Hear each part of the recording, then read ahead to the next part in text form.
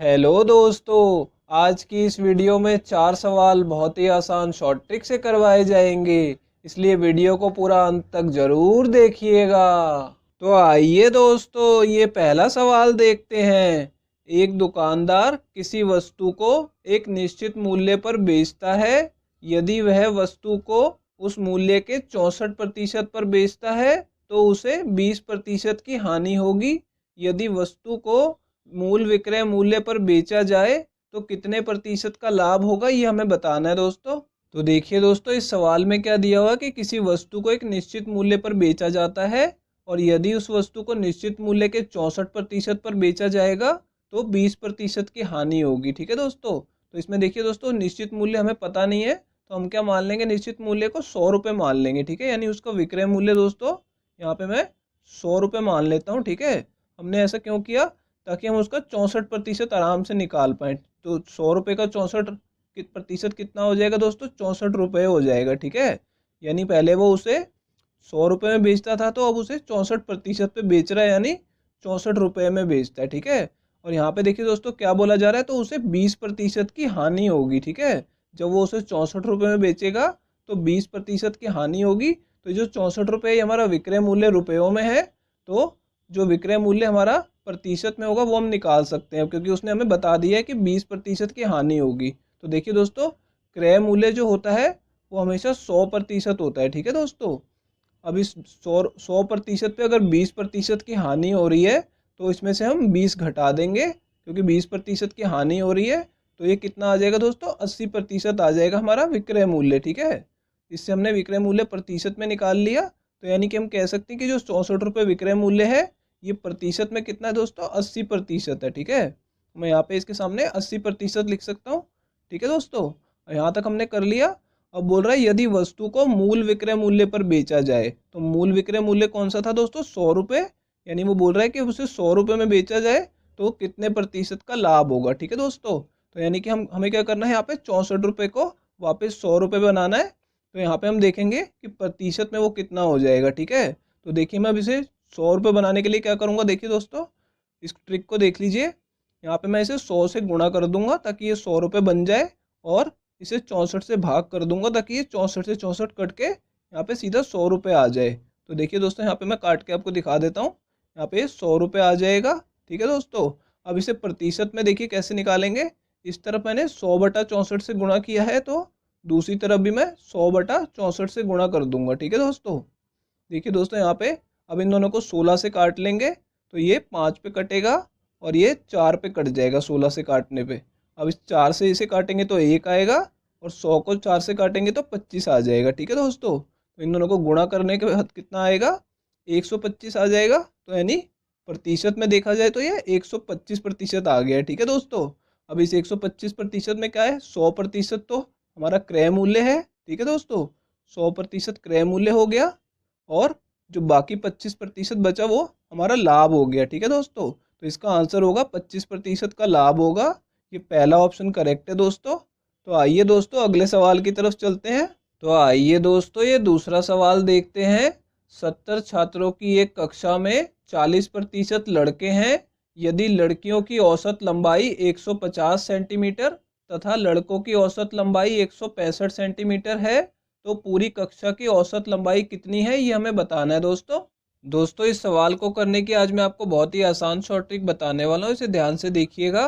देखिए दोस्तों, यहाँ पे क्या दिया हुआ कि 70 छात्रों की एक कक्षा में 40% लड़के हैं। ठीक है दोस्तों, तो हमें लड़कों की संख्या नहीं निकालनी, हमें क्या करना है दोस्तों, लड़कों और लड़कियों का अनुपात निकाल लेना है, जो कि हमें प्रतिशत से ही मिल जाएगा। ठीक है, हमें सिर्फ 70 छात्र ऐसे ही हमें भटकाने के लिए दिया हुआ है। तो देखिए दोस्तों इसमें क्या ट्रिक लगेगी, यहाँ पे देखिए लड़कों को मैं बी लिख रहा हूँ बॉयज़, और लड़कियों को यहाँ पे गर्ल्स लिख रहा हूँ। ठीक है, तो देखिए दोस्तों यहाँ पे लड़के कितने प्रतिशत है, 40%।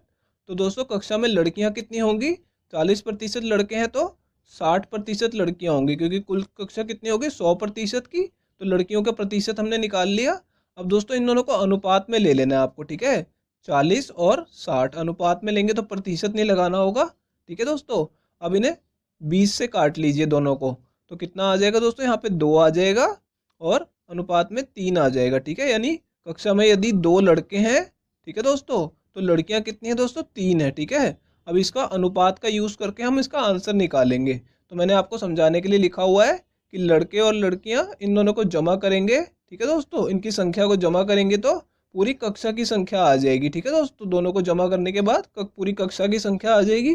तो देखिए दोस्तों, लड़के यदि 2 हैं, ठीक है, तो मैं इसके नीचे 2 लिख देता हूँ कि लड़के यदि 2 हैं और लड़कियां 3 हैं तो पूरी कक्षा कितनी हो जाएगी दोस्तों, दोनों को जमा कर लेंगे तो यानी पूरी कक्षा में 5 छात्र हो जाएंगे, ठीक है दोस्तों। यहाँ तक हमने लिख लिया। अब इसे करना बहुत ही आसान है दोस्तों, बस देख देख के आपको वैल्यू लिखनी है। देखिए मैं बताता हूँ कैसे। लड़कियों की औसत लंबाई कितनी दी हुई है, 150, ठीक है दोस्तों, यहाँ पे 150।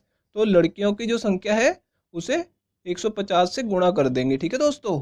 और लड़कों की औसत लंबाई कितनी है, 165, तो यहाँ पे इसको 2 को 165 से गुणा कर देंगे, ठीक है दोस्तों। अब देखिए दोस्तों, हमसे क्या पूछा गया है, पूरी कक्षा की औसत लंबाई कितनी है, ठीक है। तो पूरी कक्षा की जो ये छात्र हैं 5, इसे हम x से गुणा कर लेंगे, ठीक है दोस्तों, क्योंकि ये हमें निकालनी है तो इसे हम x मान लेंगे, ठीक है। तो ये जो x की वैल्यू आएगी वो पूरी कक्षा की औसत लंबाई होगी, ठीक है दोस्तों। अब देखिए दोस्तों, यहाँ पे इन दोनों को गुणा करेंगे तो 330 आ जाएगा, ठीक है। और 150 को 3 से गुणा करेंगे तो 450 आ जाएगा, ठीक है दोस्तों। और यहाँ पे 5x होगा, ठीक है। अब देखिए दोस्तों, इन दोनों को जमा करने पे कितना मिलेगा, हमें 780 मिलेगा। और दोस्तों ये जो 5 है इसे नीचे भाग में ले आएंगे, ठीक है। तो यहाँ पे x यहीं लिखा रहेगा। अब दोस्तों आप इसे 5 से काटेंगे तो इसका आंसर कितना आ जाएगा, 156 आ जाएगा। यानी पूरी कक्षा की औसत लंबाई को हमने x माना था तो ये कितनी आ गई है, 156 सेंटीमीटर। तो ये हमारा आंसर होगा दोस्तों। ये चौथा ऑप्शन करेक्ट है। तो आइए दोस्तों अगले सवाल की तरफ चलते हैं। तो आइए दोस्तों ये तीसरा सवाल देखते हैं। एक व्यक्ति के व्यय और बचत का अनुपात 5:3 है।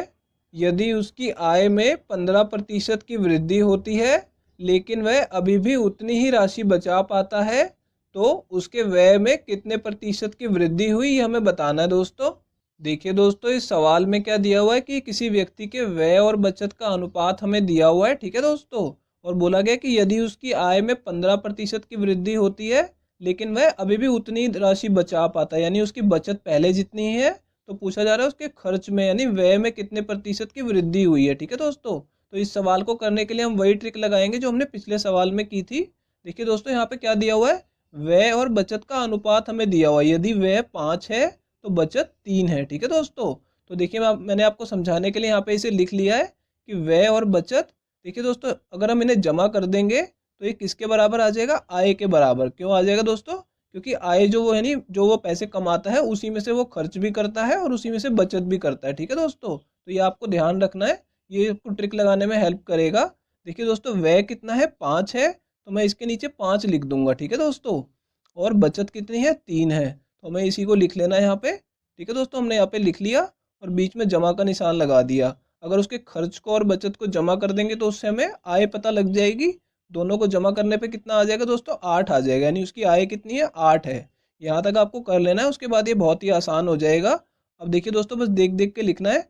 उसकी आय में 15% की वृद्धि होती है तो मुझे आय को 15 से गुणा कर देना है, ठीक है दोस्तों। 15% से नहीं करना, सिर्फ 15 से गुणा करना है, ठीक है दोस्तों। अब देखिए क्या बोला जा रहा है कि वह अभी भी उतनी राशि बचा पाता है, यानी उसकी बचत में कितने प्रतिशत की वृद्धि हो रही है, 0% की, ठीक है दोस्तों। तो मैं यहाँ पे क्या करूँगा, बचत को 0 से गुणा कर दूंगा, ठीक है दोस्तों यहाँ पे। और यहाँ पे देख क्या पूछा जा रहा है कि उसके व्यय में कितने प्रतिशत की वृद्धि हुई, तो ये हमें निकालना है। तो मैं एक बार इसे x मान लूंगा, ठीक है दोस्तों, कि x% की वृद्धि हुई। तो मैं इससे किससे गुणा कर दूंगा दोस्तों, व्यय को x से कर दूंगा, ठीक है। अब मुझे इसको सॉल्व करके x की वैल्यू निकालनी है, ठीक है। तो ये तो 0 हो जाएगा, यहाँ पे कितना आ जाएगा दोस्तों, 5x आ जाएगा, ठीक है, इन दोनों को गुणा करने पे। और इन दोनों को हम ऐसे ही लिखा रहने देंगे अभी, क्योंकि इसने अभी भाग हो जाना है, ठीक है, 5 से। अभी इस 5 को मैं नीचे भाग में भेज दूंगा, ठीक है दोस्तों। तो कितना आ जाएगा ये, 15 गुणा 8 और भाग में नीचे 5 आ जाएगा। तो और x यहीं पे लिखा रहेगा दोस्तों। अब 5 से इसे काटेंगे 15 को तो 3 पे कटेगा और 8 तिया कितना हो जाएगा दोस्तों, 24 हो जाएगा। यानी कि उसकी व्यय में जो है 24% की वृद्धि होती है, ठीक है दोस्तों। तो ये दूसरा ऑप्शन करेक्ट है। तो आइए दोस्तों अब अगले सवाल की तरफ चलते हैं। तो आइए दोस्तों ये चौथा सवाल देखते हैं। दो संख्याओं का एलसीएम तथा एचसीएफ क्रमशः 72 तथा 6 है। यदि उन संख्याओं का अंतर 6 है तो उनका योग कितना होगा ये हमें बताना है दोस्तों इस सवाल को करने की मैं आपको आज बहुत ही आसान शॉर्ट ट्रिक बताने वाला हूँ, इसे ध्यान से देखिएगा। देखिए दोस्तों, इसमें एलसीएम और एचसीएफ यानी लसा और मासा हमें दिया हुआ है। एलसीएम कितना है दोस्तों 72 और एचसीएफ हमें 6 दिया हुआ है, ठीक है दोस्तों। और दो संख्याओं का अंतर कितना दिया हुआ है 6 दिया हुआ है और उनका योग हमसे पूछा हुआ है, ठीक है दोस्तों। तो यहाँ पे देखिए दोस्तों, हमें इसमें क्या शॉर्ट ट्रिक लगानी है। हमें एलसीएम एचसीएफ दिया हुआ है तो हम क्या करेंगे, एलसीएम को एचसीएफ से भाग कर देंगे, ठीक है। एलसीएम कितना है दोस्तों 72 दिया हुआ है, ठीक है। एलसीएम 72 है और इसे एचसीएफ से भाग कर देंगे, ठीक है दोस्तों। यहाँ देखिए ये करने से हमें क्या होगा, जो संख्या मिलेगी दोस्तों उसके बारे में बताता हूँ आपको। देखिए इसको भाग करने पे 12 मिलेगा हमें, ठीक है दोस्तों। अब जो ये 12 हमें मिला है ना दोस्तों, इसके आपको गुणनखंड बना लेने हैं, ठीक है। तो दो गुणनखंड दोस्तों इस तरीके से बनाने हैं कि यहाँ पे देखिए, यहाँ पे क्या आएगा 3 और 4 आ जाएगा, ठीक है दोस्तों। तो ये जो गुणनखंड आए हैं ये हमारा उन संख्याओं का अनुपात आ गया है, ठीक है दोस्तों। यानी कि एक संख्या यदि 3 है तो दूसरी संख्या 4 है, ठीक है दोस्तों। इस तरीके से बना लेना है।